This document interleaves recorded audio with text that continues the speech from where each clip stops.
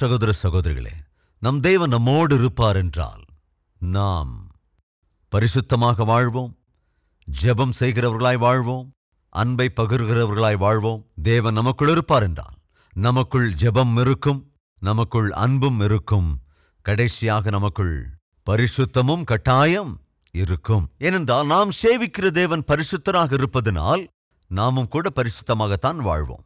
நீங்க வேலைக்கு போனாலும் அல்லது பிரயாணத்தில் இருந்தாலும் தேவ பணிகளை செய்து கொண்டிருந்தாலும் உங்களோடே கூட பரிசுத்தம் இருக்க வேண்டும்.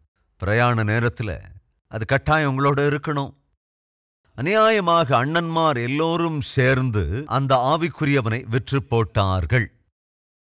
விற்கப்படப்பட்ட அந்த ஆவிக்குரியவன் அடிமையாய் வேலைக்காரனாய் ஒரு அதிகாரியின் வீட்டிலே போய் சேருகிறான். பரிசுத்தமாக வாழ்ந்து கொண்டிருந்த அவனுக்கு ஒரு பாவமுள்ளவள் இந்த பரிசுத்தன் மீது கண் போட்டு விடுகிறாள். அவனை தன்னோடு பாவம் செய்ய வேண்டும் என்று தூண்டுகிறாள், வற்புறுத்தினாள். அதற்கு அவன் என்ன சொல்லுகிறான்? இவ்வளவு பெரிய பொல்லாப்பான காரியத்தை என்னுடைய தேவனுக்கு முன்பாக என்னால் எப்படி செய்ய முடியும்? நோ. சாத்தான் ஒருவேளை வந்து சொல்லியிருப்பான், உன் ஜனத்தாரை விட்டு நீ தனியா இருக்கதானே, தேசம் விட்டு தேசம் வந்து இருக்கிறல்ல, யாரும் பார்க்க மாட்டாங்க, யாருக்கும் இது தெரியாது. அது மட்டும் இல்லாம உனக்கு ப்ரமோஷன் தரக்கூடிய, உன் சம்பளத்தை உயர்த்தக்கூடிய தகுதியும் அருகதையும் உள்ள அந்த அதிகாரியின் மனைவி அவளாக வந்து உன்னை பாவத்திற்கு அழைக்கும் போது அதுல உனக்கு என்ன கஷ்டம் இருக்கு? தயவு செஞ்சு கவனிங்க. யோசேப்பு தன்னுடைய வாழ்க்கையில தேவனுடைய துணையை ஒரு காலம் இழந்து விடவில்லை. வேதம் தெளிவாக சொல்லுகிறது, தேவனாகிய கர்த்தர் யோசேப்போடே கூட இருந்தார்.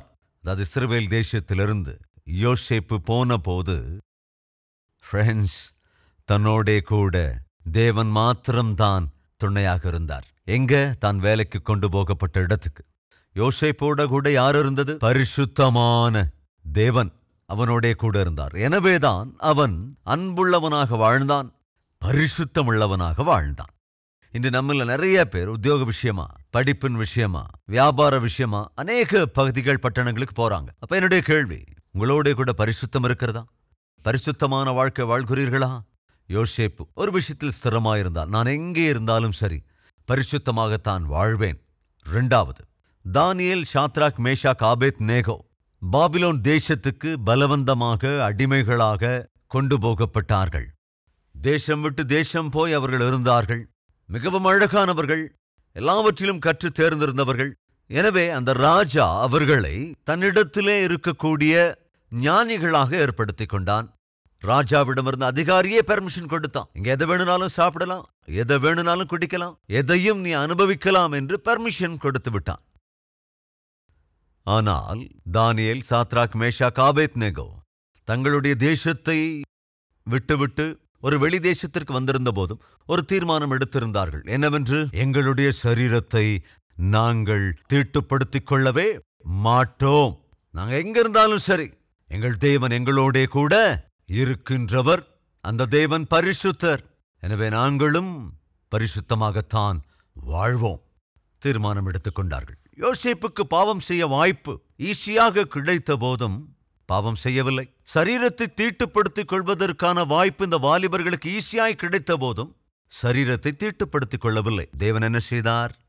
பாவத்துக்கு நோ என்று சொன்ன பரிசுத்தவானான யோசேப்புக்கு தேசத்தையே ஆளுகை செய்கிற அதிகாரி என்ற ஸ்தானத்தை கொடுத்தார். பரிசுத்தவான்களை நான் அறிவிக்கிற தேவன் ஆசீர்வதிப்பார், உயர்த்துவார். பரிசுத்தவான்களை, உத்தம இருதயம் உள்ளவர்களை பலப்படுத்துவதற்கு கர்த்தருடைய கண்கள் பூமி எங்கும் உலாவிக் கொண்டிருக்கிறது. உன்னுடைய காரியம் என்ன?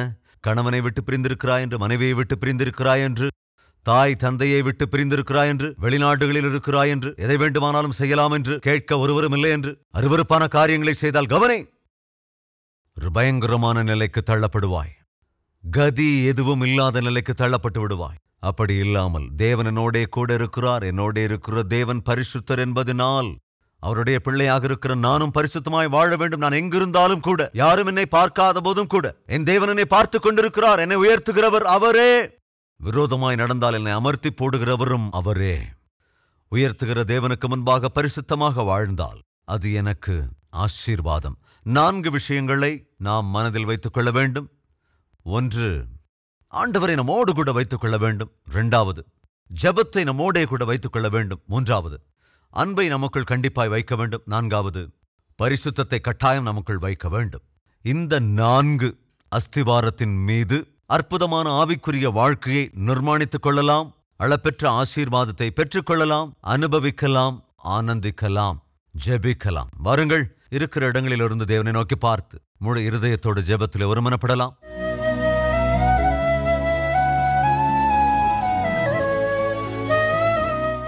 மகா பரிசுத்தமும் அன்பும் நிறைந்த பிதாவே, தெளிவாய் திட்டவட்டமாய் இன்றும் எங்களோடு பேசி எங்கள் பிரயாணத்தில் எவைகளை எங்களோடு கூட நாங்கள் வைத்துக் கொள்ள வேண்டும்.